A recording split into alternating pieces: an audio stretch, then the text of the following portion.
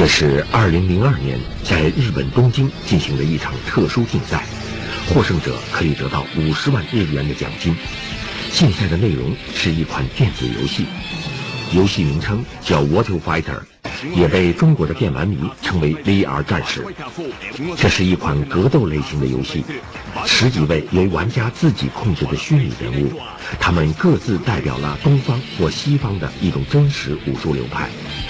因此，这场比赛也被认为是世界各地的真功夫在电子游戏中的一场较量。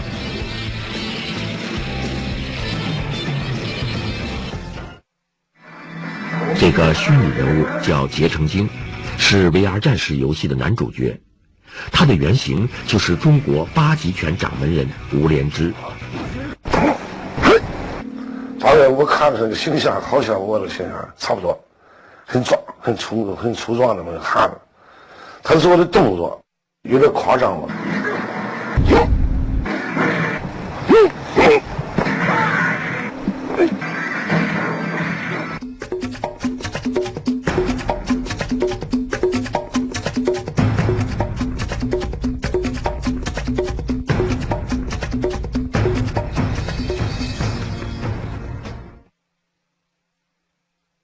1991年秋天，有2个日本人来到孟村，他们携带了当时世界上最先进的摄像机和照相机。这就是铃木玉和他的翻译。铃木玉是日本著名的电子游戏制作人，到中国的目的就是寻访8极拳的传人吴连枝。但是他提出的要求让吴连枝感到意外。我说你是干什么的？我是做游戏机的。我很吃惊，我说我是练武术的，和你练搞游戏的什么关系？他说我为最近想搞一个3大的游戏带，希望得到吴老师的支持。にはこうパッと見は見えない感じですね。とても顔が温和でこう柔らかくて、で手なんかはゴツゴツしてないんですよ。拳法をやる人の手は僕のイメージだとすごくタコができたり、すごくこう強い手なんですけども、こう大きくて柔らかくて、でも力強い手をして。铃木玉在孟村只待了2天，吴连枝向他展示了许多8极拳的奥妙，铃木玉非常满意。临行前，他在当时孟村最好的饭馆里请吴连枝喝酒。我说叫潘大。他说我没听说过，吴老师是不是给我试一试？我说可以，我给你试一试吧。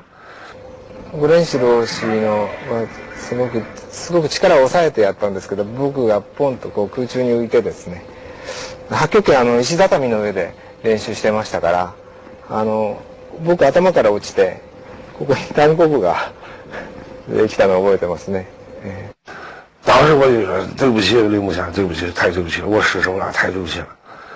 哎呀，他说不，他没说我这没关系，又说他那个秘书，哎，你录下来了吗？2年以后，一款表现8极拳等真实武术的格斗游戏在日本推出。VR 战士系列至今的全球销量已经达到了400万套。他那个游戏机啊，我不会玩。我的儿子，我的那个孙子他们都玩。当时我交了不住了一个日本人嘛，他给我演示怎么那个把以前那个代表动作，铁砂靠啊，那个打叉呀，都我觉得做的特别逼真。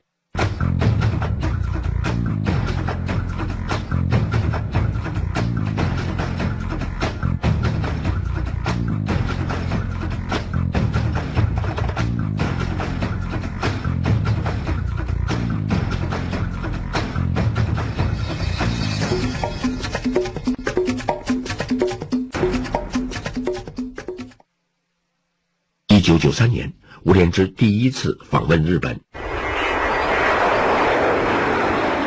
咱们大第一次坐飞机，当时上飞机害怕，我母亲就告诉我，别去，小日本是种坏蛋，咱西瓜去，咱们让他们国家去。